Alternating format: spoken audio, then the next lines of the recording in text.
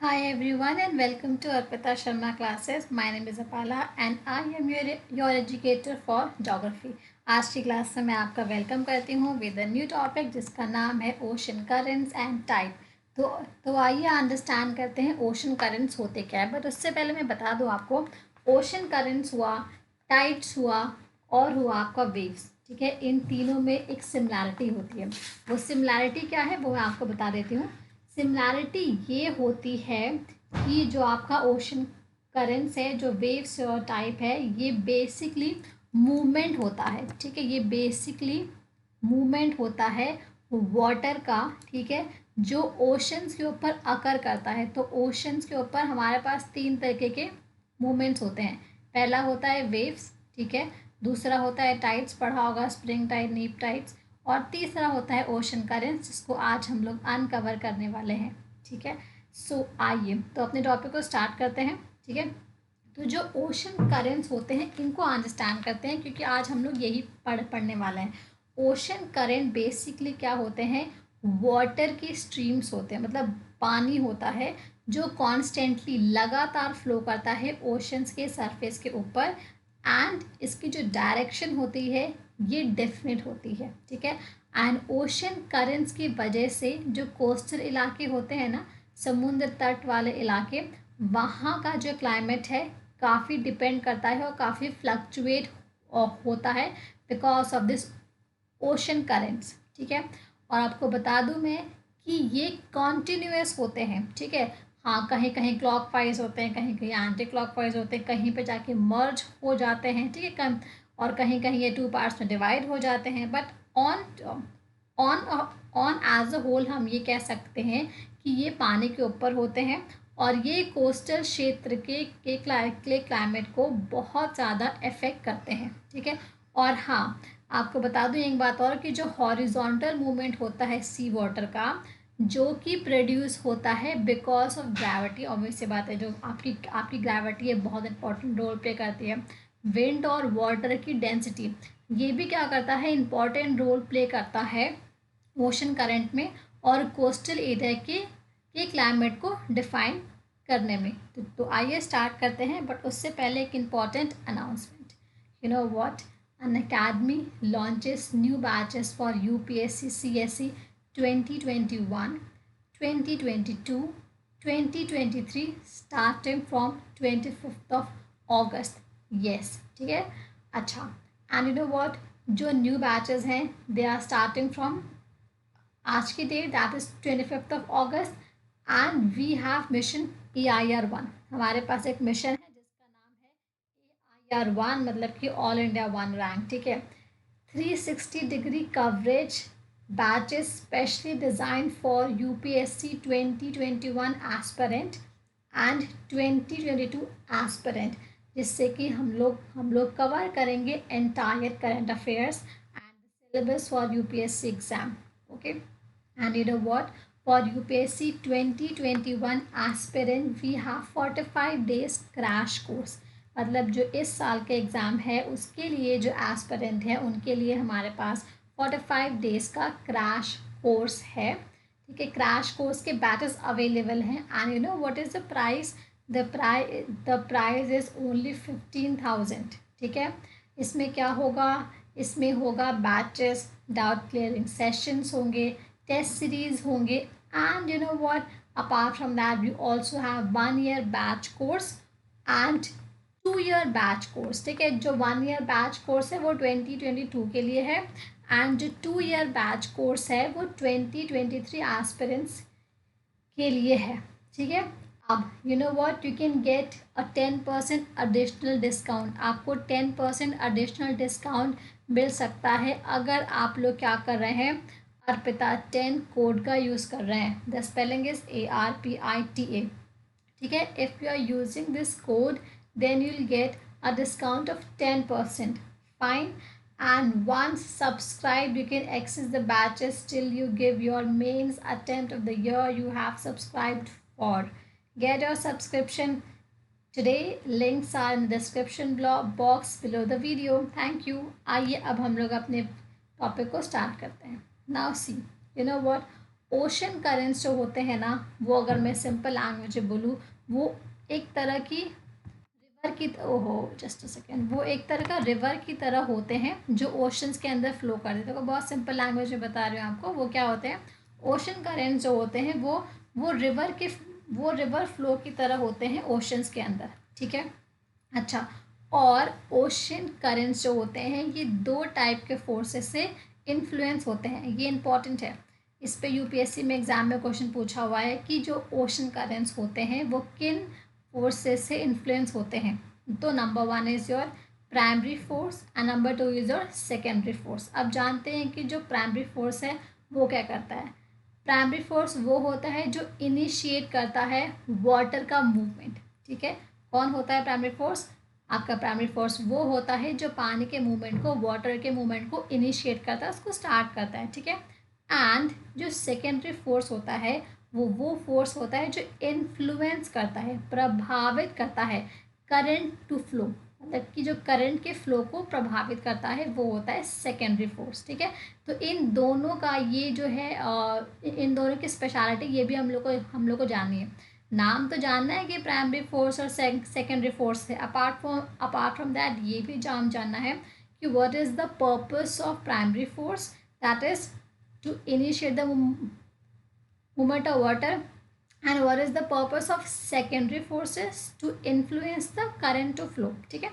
अच्छा, अब एक बात और बता दूं मैं कि जो प्राइमरी फोर्स है जो इन्फ्लुएंस करता है करंट को, वो क्या है इधर। अच्छा एक सेकेंड, यहाँ पे थोड़ा सा टाइपिंग मिस्टेक हो गया है, यहाँ पे होगा सेकेंडरी फोर्स, ठीक है। थोड़ा सा टाइपिंग मिस्टेक हो जाती है। सेकेंडरी फोर्स जो जो इन्फ्लुएंस करता है करंट को, वो क्या क्या है, मतलब कौन कौन से फैक्टर्स हैं। सो द फैक्टर्स हमारे पास है वो ये है कि हीटिंग बाय सोलर एनर्जी, मतलब सन की जो एनर्जी है उससे क्या हो गया, हीट हो गया पानी, तो ऑब्वियसली बात है मूवमेंट तो स्टार्ट होगा। विंड तो हम लोग जानते हैं, ग्रेविटी को कैसे भूल सकते हैं, and Coriolis force. Coriolis force क्या होता है, बहुत से लोग पूछते हैं क्या होता है।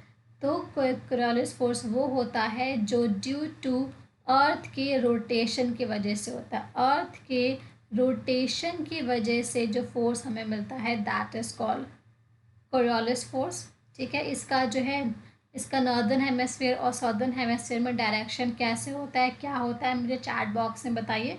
तब तक मैं आगे बढ़ती हूँ बिकॉज आज का टॉपिक कोरियोलिस फोर्स नहीं है, ठीक है। आइए आइए अब आते हैं टाइप्स ऑफ ओशन करेंट्स के ऊपर। तो देखिए बेसिकली मैं बता दूँ आपको, टाइप्स ऑफ ओशन करंट को मैंने दो ब्रॉड कैटेगरी में डिवाइड किया है, ठीक है। फर्स्ट जो कैटेगरी है आपकी वो है on the basis of depth, कितनी गहराई में कौन सा करंट जा रहा है इस पे। और दूसरा मैंने जो है वो डिवाइड किया है, वो किया है on the basis of temperature, ठीक है।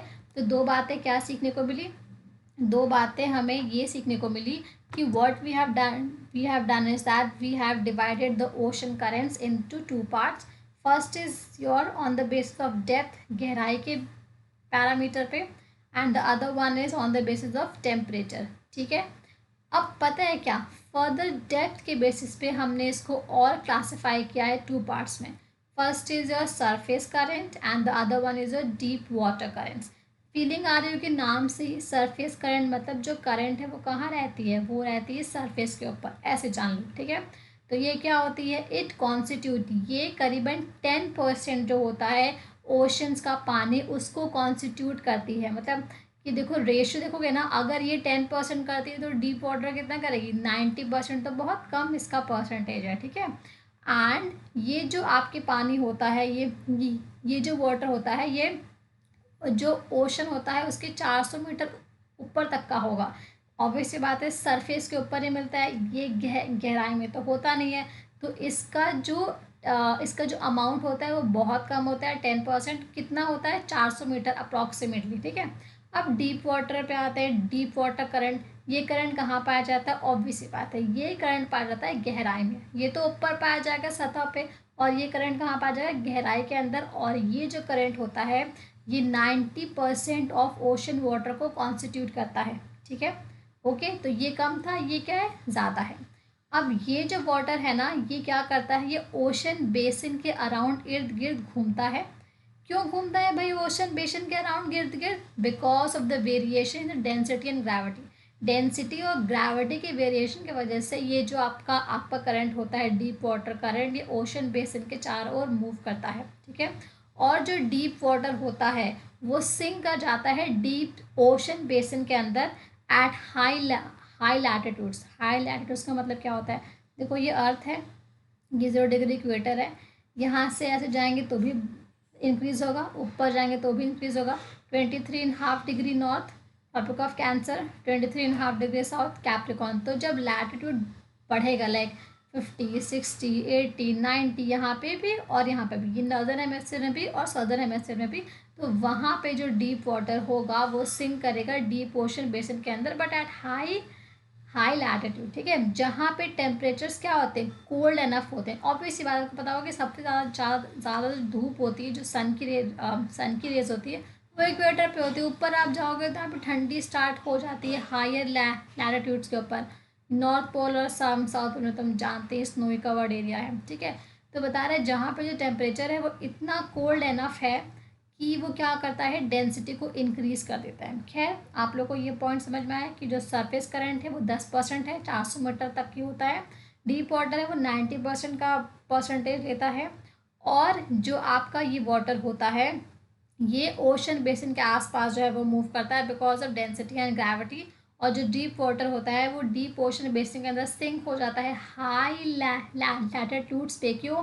बिकॉज हाई लैटिट्यूड्स पे टेम्परेचर बहुत ही कम होता है, जिसकी वजह से जो डेंसिटी है वो इंक्रीज हो जाती है, ठीक है। So this was a part 1। Now will go to the types of ocean current based on the temperature. अब देखने वाले हैं कि टेम्परेचर के बेसिस पे जो ओशन करंट को हमने डिवाइड किया हुआ है वो कैसे है। टेम्परेचर है तो ऑब्वियस सी बात है, एक तो लो होगा एक तो हाई होगा, ठीक है। अब लो को हम क्या बोलेंगे कि कोल्ड है, कम टेम्परेचर है। हाई को क्या बोलेंगे, हॉट है, या वार्म बहुत अच्छा लगता है, वार्म है, ठीक है। So that is why what we have done is that ocean currents have been classified based on temperature into cold currents and warm current, ठीक है। आया समझ में? ये इंपॉर्टेंट है ज़्यादा बिकॉज इससे बहुत बार क्वेश्चन पुट अप हुआ है। अभी मैं क्वेश्चन डिस्कस भी करने वाली हूँ आपके साथ। सी अब जानते हैं होता क्या है यहाँ पे। जो वार्म करंट होता है, पहले वार्म नहीं है पहले कोल्ड है, चलो कोल्ड पे आते हैं। पहले एक सेकेंड में आ जाऊँ इस पर। देखो यहाँ पे जो लिखा है वो तो जानेंगे, अपार्ट फ्रॉम दैट कुछ और बताना चाहती हूँ मैं। ये देखिए जो कोल्ड करंट होता है ये कैरी करता है वाटर कहाँ से, पोलर रीजन से। और हम लोग हायर लैटिट्यूड भी कह सकते हैं। अभी मैंने बताया हुआ है कि हायर लैटिट्यूड क्यों कहते हैं पोलर रीजन को, क्योंकि वहाँ पे उनकी डिग्री ज़्यादा होती है। तो ये क्या करता है, जो कोल्ड करंट होता है ये वाटर को कैरी करता है फ्रॉम पोलर या हायर लैटिट्यूड्स टू ट्रॉपिकल, ठीक है, ट्रॉपिकल लैटिट्यूड पे लेके जाता है या फिर ये लेके जाता है लोअर लैटिट्यूड पे, ठीक है। तो कोल्ड करंट के बारे में क्या जानते हैं हम लोग ये जानते हैं कि ये वो करंट होता है जो कैरी करता है वाटर को पोलर या हायर लैटिट्यूड से लेके ट्रॉपिकल या फिर लोअर लैटिट्यूड तक, ठीक है। इतना क्लियर हुआ? ये तो मैंने बहुत ही सिंपल लैंग्वेज में आपको बताया। अब देखो यहाँ पे क्या लिखा हुआ है, यहाँ पे लिखा हुआ है कि इट ब्रिंग्स कोल्ड वाटर। ये क्या करता है, ऑब्वियस सी बात है, यहाँ पानी कैसा होगा, कोल्ड होगा। और यहाँ पानी कैसा होगा, लोअर लैटिट्यूड पे गर्म होगा बिकॉज इक्वेटर धूप वगैरह पड़ती है। तो ये क्या करता है, ये कोल्ड वाटर को लेके आता है इनटू वार्म वाटर एरियाज। और ये जो करंट होता है ये यूजली, ये इंपॉर्टेंट है, west coast of the continent में पाया जाता है in the low and middle latitudes. Okay, ये इंपॉर्टेंट है। देखिए कि पूछता है एग्जाम में कि कोल्ड करंट कहाँ पाया जाता है। तो कोल्ड करंट जो है वो कॉन्टिनेंट्स के वेस्ट कोस्ट में पाया जाता है, जहाँ पे आपका जो लैटिट्यूड है वो या तो मिडिल है, बीच का है, या फिर वो कम है, बहुत कम है, ठीक है। एंड बोथ द हेमेस्फीयर में, नॉर्दर्न हेमेस्फीयर के अंदर भी एंड सदर्न हेमेस्फीयर के अंदर भी, ठीक है। अच्छा ये तो थी बात आपकी। एक सेकेंड, हाँ और एक और बात मैं अंडरलाइन कर दूँ इसको थोड़ा सा। एंड वन मोर पॉइंट, ये जो है हायर लैटिट्यूड के के अंदर ईस्टर्न कोस्ट में पाया जाता है। ठीक है, मान लीजिए कोई कॉन्टिनेंट है वो हायर लैटिट्यूड के अंदर है, तो उसकी उसकी ईस्ट कोस्ट में आपको ये मिलेगा करंट, बट कहाँ पे, सिर्फ और सिर्फ नॉर्दर्न हेमेस्फीयर में। तो कहने की बात क्या है, अगर हम बात करते हैं सदर्न हेमेस्फीयर और नॉर्दर्न हेमेस्फीयर की, और हमारे पास जो लैटिट्यूड है वो या तो कम है या तो वो मिडिल का है, तो कॉन्टिनेंट्स के वेस्ट कोस्ट पे ये करंट हमें मिलेगा। बट वहीं अगर हम बात करते हैं नॉर्दर्न हेमेस्फीयर की और जो लैटिट्यूड है वो बहुत ज़्यादा है, ठीक है, तो वहाँ पे ये कॉन्टिनेंट के ईस्ट कोस्ट पे मिलेगा, सिंपल लैंग्वेज में। बाकी तो मैं बता चुकी हूँ कि ये वाटर को पोलर एरिया से हाई लैटिट्यूड से लोअर पे लेके जाता है। अब आते हैं वार्म करंट्स के बारे में, तो जस्ट इसका ऑपोजिट होगा, ठीक है, सिंपल लैंग्वेज में। तो वार्म करंट क्या करता है, ये इक्वेटर दैट इज 0 डिग्री पे ओरिजिनेट होता है। ठीक है, वार्म करंट इक्वेटर या फिर 0 डिग्री पे ओरिजिनेट करता है और जाता है पोल्स की तरफ। ठीक है, पोल्स की तरफ ये जाता है। ओके, तो ये चीज़ है। अब देखो, जो वार्म करंट होता है वो ऑब्वियस सी बात है वार्म टेम्परेचर लेके आता है लैंड की सरफेस के ऊपर। ठीक है, अब देखिए यहाँ पे क्या लिखा हुआ है, ये क्या कहता है, जो मैं बता चुकी हूँ, ये वार्म वाटर लेके आता है कोल्ड वाटर के अंदर। जस्ट ऊपर वाला यहाँ पे हो गया है, एंड आर यूजली ऑब्जर्व, और इसको ऑब्जर्व किया जाता है। देखो देखो उल्टा हुआ है यहाँ पे। ठीक है, यहाँ पे क्या था, जो कोल्ड करंट था वो लो और मिडिल लैटिट्यूड के वेस्ट कोस्ट में था कॉन्टिनेंट्स के।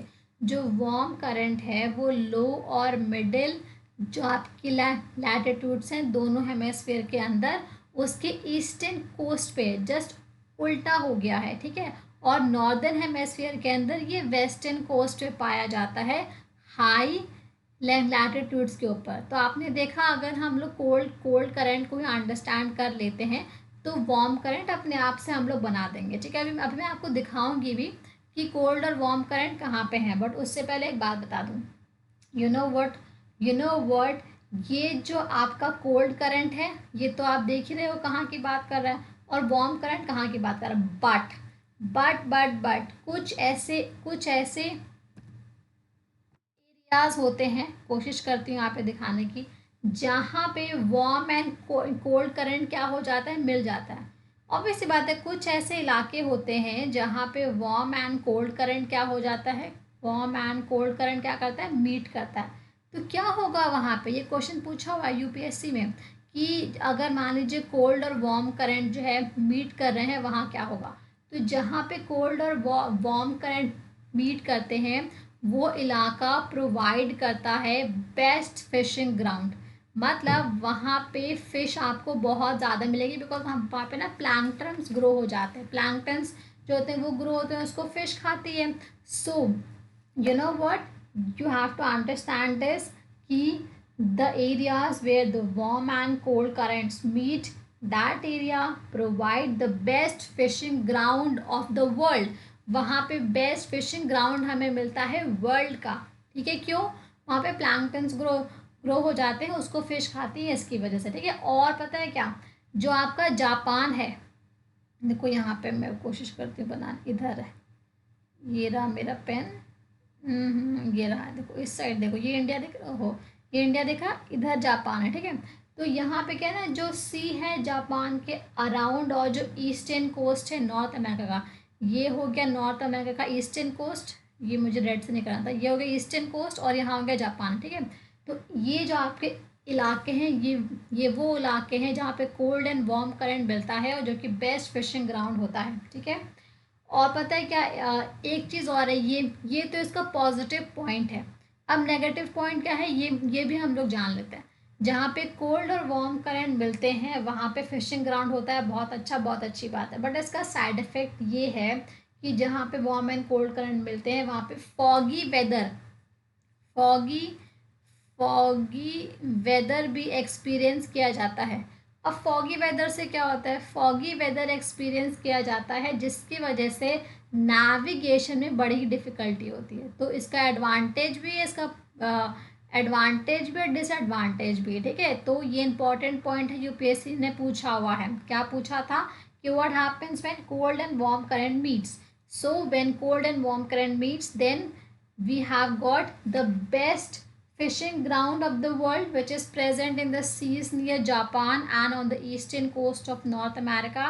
Whereas when the warm and cold current meets, we also experience foggy weather condition, which makes difficult for the navigation. वहाँ पे ट्रैवल करना और नेविगेट करना बहुत मुश्किल होता है, ठीक है। अब आप इस पिक्चर में देखो, आप इस फिगर में देखो, आप देखोगे कि कुछ जो आपके एरोज हैं वो रेड में है, वो आपके वार्म करंट्स हैं। एक सेकेंड, हाँ, वो आपके वार्म करंट्स हैं, और कुछ जो है वो आपके ब्लू में है, वो कोल्ड करंट्स है, ठीक है। तो अब मैं आपको लिस्ट दूंगी कौन कौन से जो आपके करंट है वो कोल्ड है और कौन कौन से आपके वो वार्म है। एंड मैंने इसको ओशन वाइज डिवाइड कर दिया है, ठीक है। ओशंस आपको पता होगा 5 ओशन है, ठीक है। तो 5 में से 4 को हमने लिया है, बेसिकली इंपॉर्टेंट तो 3 ही है, बट मैंने 4 लिया हुआ है, ठीक है। Atlantic ocean, Pacific ocean, Indian ocean और Arctic ocean, fine.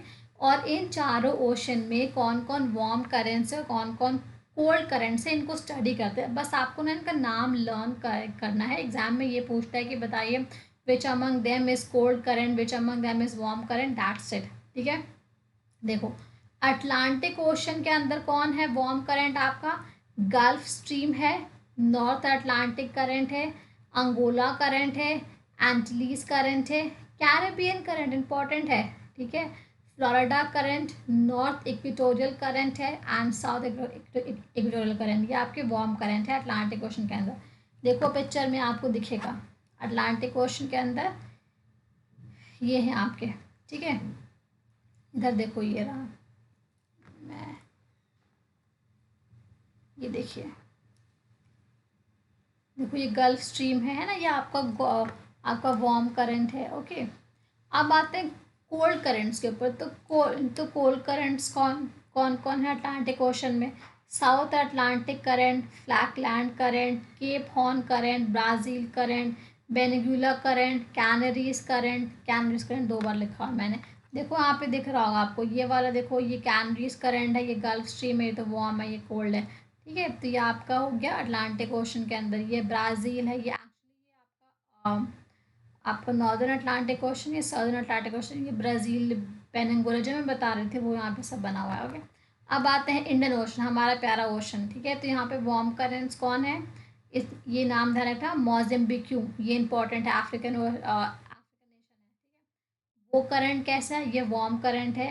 अगुल्हास current, लिव्यू लिव्यून current. और कोल्ड कौन हो जाएगा, वेस्ट ऑस्ट्रेलियन करंट। तो जस्ट अ सेकेंड, या सी, ये रहा इंडिया, ये नीचे वाला क्या इंडियन ओशन, तो ये पूरा क्षेत्र ऑक्यूपाई कर रहा है। मॉन्जिबिक्यू, ये रेड, ये वार्म करंट है, रेड में दिया हुआ। वेस्ट ऑस्ट्रेलियन करंट, ये आपका ब्लू में है, तो ये कोल्ड करंट है, ठीक है। तो ये आपका पूरा बना हुआ है इसका। नेक्स्ट आते हैं हम लोग पैसिफिक ओशन पे। तो पैसिफिक ओशन को पहले पिक्चर में देखते हैं। ये पूरा देखना, Pacific ocean is the largest ocean of the world. तो ये इलाका पूरा एंड इधर वाला पूरा पूरा पैसिफिक ओशन है, ठीक है। तो देखते हैं कौन कौन से करंट। वार्म करंट कौन है, Alaska current, Kuroshio Kuroshio current बड़ा इंपॉर्टेंट है। Alaska current, Kuroshio current Japan में पाया जाता है। North Pacific current, south equatorial current, east Australian current, south Pacific current, north Pacific current है, नॉर्थ इक्वेटोरियल करंट, ठीक है। ये पूरा आपका वार्म करंट है। पैसिफिक ओशन है, पैसिफिक ओशन में कोल्ड करंट कौन है, हम बोल्ट करंट, कम चटका current, Peru current, California current, ठीक है। देखो अलास्का, कैलिफोर्निया, ठीक है। उसके बाद ये क्यूरियोशो करंट, ओके। अब आते हैं आर्टिक ओशन पे। आर्टिक ओशन में सिर्फ कोल्ड करंट है, एक लैब्राडोर करंट है, बैफिन आइलैंड करंट है, ठीक है। So these are some important currents, ocean currents present in some important oceans of the world. सो आज की क्लास में मैंने आपको क्या बताया, आज की क्लास में I have told you about the ocean currents, कहाँ कहाँ पे हैं, कौन कौन से हैं। और मैंने ये बताया कि जब कोल्ड करंट आपका मिलता है वार्म करंट से तो क्या होता है, एडवांटेज भी है उसका, डिसएडवांटेज भी है। कोल्ड करंट्स क्या होते हैं बता चुकी हूँ, वार्म करंट्स क्या होते हैं यही बता चुकी हूँ, सरफेस करंट और डीप वाटर करंट्स क्या होते हैं बता चुकी हूँ, ओशन करंट्स क्या होते हैं बता चुकी हूँ, ठीक है। So this was all about आज की class. I would wrap up, but before that don't forget to subscribe the channel and hit the bell icon so that you can get the latest update. और अन academy का जो offer है इसको भी avail करिए and use the code अर्पिता10 for the 10% discount. On this note, I would like to wrap up and bye bye. God bless you. And let's uncover the cover in the new topic. Thank you so much.